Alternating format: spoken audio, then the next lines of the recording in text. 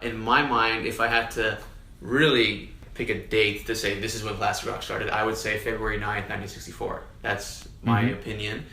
I like so many other contemporary musicians like myself, or people in the industry, or just fans.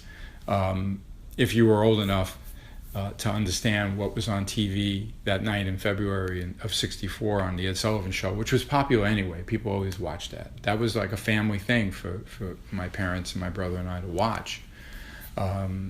Oddly enough, even though the show looks pretty odd if you looked at the rest of the show that the Beatles actually performed on.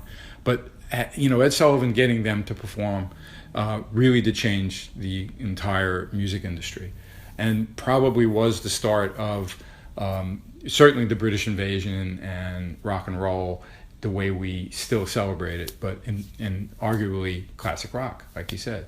I was home watching it, black and white. There it was. I'm jumping up and down on my bed, singing along, and knew that this was something incredible. Okay, there was no doubt that their energy and their talent and the fun that they had doing that just really made everybody feel something wonderful. Okay, America was going through like some really tough things. The president was just assassinated, in November the year before, and that was pretty devastating for everybody. It was definitely a big down, and I do think that music's something that can like kind of lift everybody's spirit, and even if the parents were kind of threatened, my parents did, it wasn't a big deal, okay, but even if there was that kind of generational gap of like, I don't know.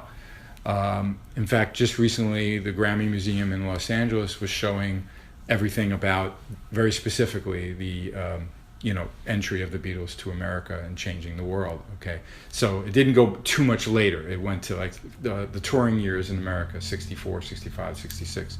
And it was great because I loved the, obviously the stuff that they showcased, and they had some video, but there was no doubt that their impact was so important, and how everybody's world just kind of like was upside down, and it just changed the touring industry, merchandising, obviously musical styles, because of all the other bands that maybe sounded a bit like them or wanted to be like them or wanted to be the anti-Beatles.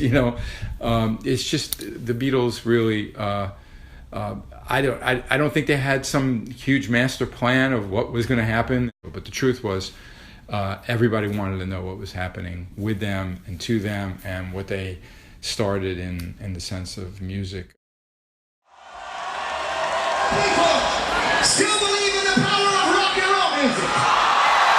Hey, thanks for watching. My name is Daniel Sarkisian. I'm an independent filmmaker from Toronto.